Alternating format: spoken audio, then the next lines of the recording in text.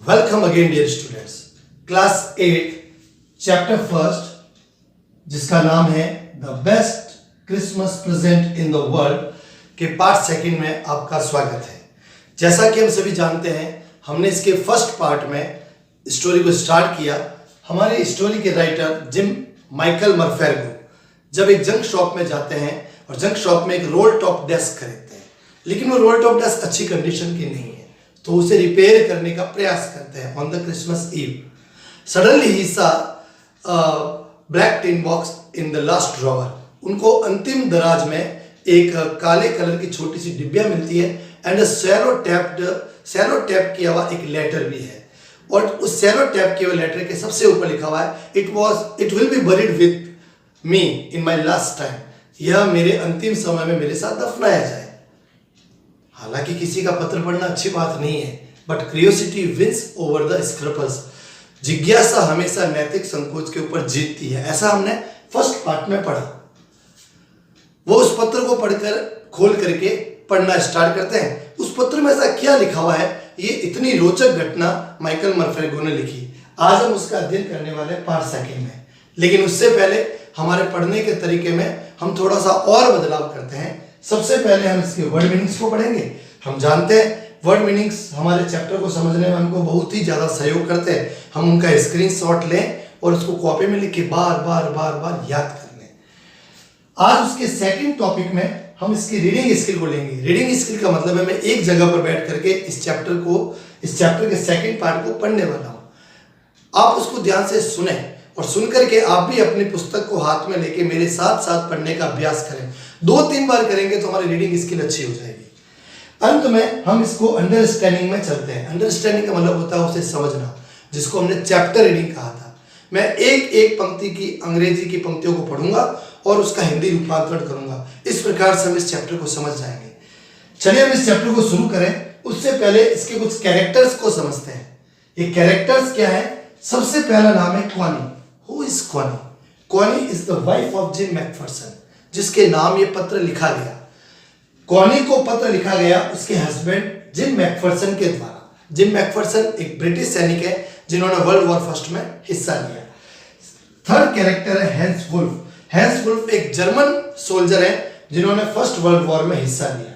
ये 3 कैरेक्टर हमको याद रखने हैं। आप देखिए, मैंने जिम मैकफरसन के सामने टॉमी लिखा है और हैंस वुल्फ के सामने फ्रिट्ज। मैं वापस बोल रहा हूं, जिम मैकफरसन टॉमी है और हैंस वुल्फ फ्रिट्ज है। ये टॉमी और फ्रिट्ज क्या है?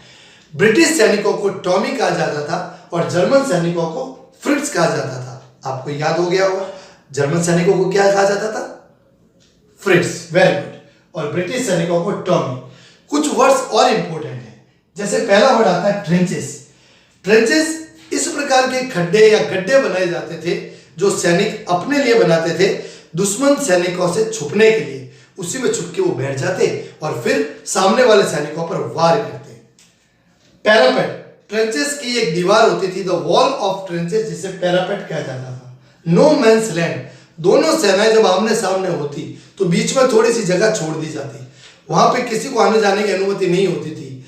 युद्ध में वो जगह काम आती थी, आमने सामने के सैनिक लड़ते रहते थे। याद आया आपको कुछ? महाभारत की घटना में जब युद्ध शुरू होने वाला था तो गीता का उपदेश देने से पहले श्री कृष्ण भगवान इसी नो मैंस लैंड में अर्जुन को लेके जाते हैं और सामने वाले विपक्षी सेनाओं को दिखाते थे। 2 सेनाओं के बीच में जो जमीन होती है वो नो मैंस लैंड कहलाती है, हमें याद रखना है। इसके अलावा एक नया शब्द है व्हाइट फ्लैग। व्हाइट फ्लैग का मतलब केवल सफेद झंडा ही नहीं होता है। व्हाइट फ्लैग शांति का प्रतीक है। It is the symbol of peace. तो हमने ये 4-5 शब्द और 4-5 2-3 कैरेक्टर्स के बारे में पढ़ा, समझा। चलिए हम इस चैप्टर को स्टार्ट करेंगे वर्ड मीनिंग के साथ में। आज हम जिस चैप्टर को पढ़ने वाले हैं, मैं वापस याद दे रहा हूं चैप्टर का नाम। हमारे चैप्टर का नाम है the best Christmas present in the world. So let we start now. Reading skill part second. Dearest Connie, I write to you in a much happier frame of mind because something wonderful has just happened that I must tell you about at once. We were all standing in our trenches yesterday morning Christmas morning. It was crisp and quiet all about. As beautiful a morning as I have ever seen, as cold and frosty as a Christmas morning should be. I should like to be able to tell you that we began it. But the truth, I am ashamed to say, is that Fritz began. First, someone saw a white flag waving from the trenches opposite. Then they were calling out to us from across no man's land. Happy Christmas, Tommy. Happy Christmas. When we had got over the surprise, some of us shouted back, "Same to you, Fritz. Same to you." Thought that would be that. I thought that would be that. We all did. But then suddenly one of them was up there in his grey greatcoat and waving a white flag. "Don't shoot, lads!" Someone shouted and no one did. Then there was another Fritz up on the parapet and another. "Keep your heads down." I told the man, "It's a trick." But it wasn't. One of the Germans was waving a bottle above his head. "It is Christmas Day, Tommy. We have snaps. We have sausage. We meet you." Yes. By this time, there were dozens of them walking towards us across no man's land and not a rifle between them. Little Private Morris was the first up. "Come on, boys. What are we waiting for?" And then there was no stopping them. I was the officer. I should have stopped them there and then, I suppose. But the truth is that it never even occurred to me I should. All along their line and ours, I could see men walking slowly towards one another, grey coats, khaki coats, meeting in the middle, and I was one of them. I was part of this. In the middle of the war, we were making peace. You cannot imagine, dearest Connie, my feelings as I looked into the eyes of the Fritz officer who approached me, hands outstretched. "Hans Wolf," he said, gripping my hand warmly and holding it. "I am from Dusseldorf. I play the cello in the orchestra. Happy Christmas." "Captain Jim MacPherson," I replied, "and a happy Christmas to you too. I am a school teacher from Dorset in the west of England." Thank you. Dearest Connie, I write to you in a much happier frame of mind because something wonderful has just happened that I must tell you about at once. प्यारी Connie, मैं जब तुम्हें यह पत्र लिख रहा हूँ तो मैं बहुत प्रसन्न अर्थात खुश हूँ क्योंकि मेरे साथ कुछ बहुत अच्छा हुआ जिसके बारे में मैं तुम्हें तुरंत बता देना चाहता हूँ. We were all standing in our trenches yesterday morning, Christmas morning.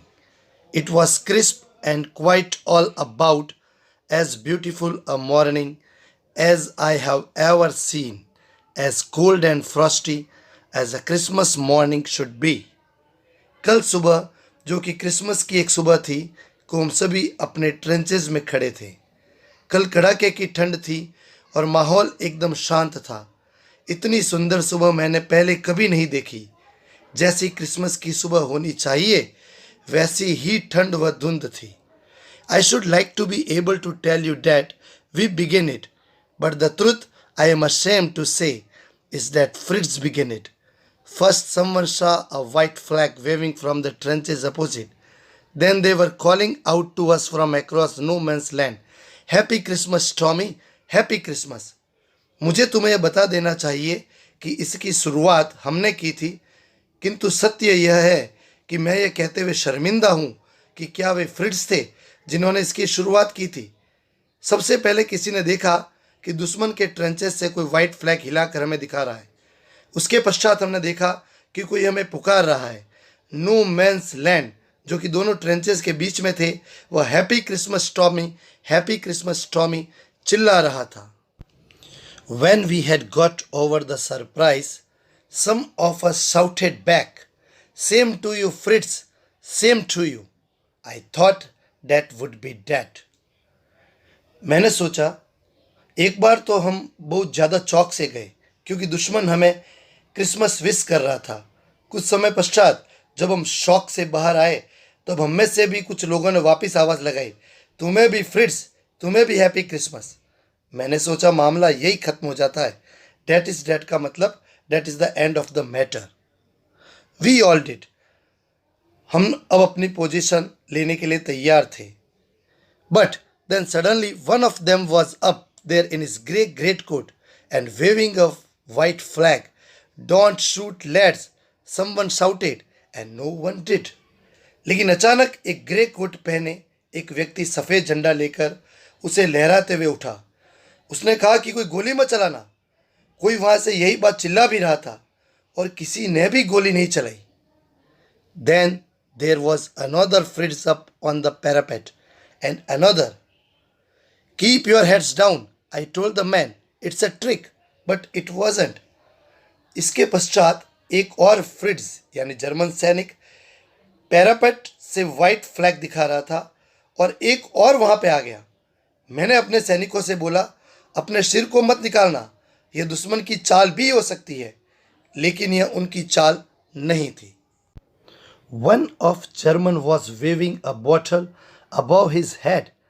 It's a Christmas day, Tommy. We have snaps. We have sausage. We meet you. Yes.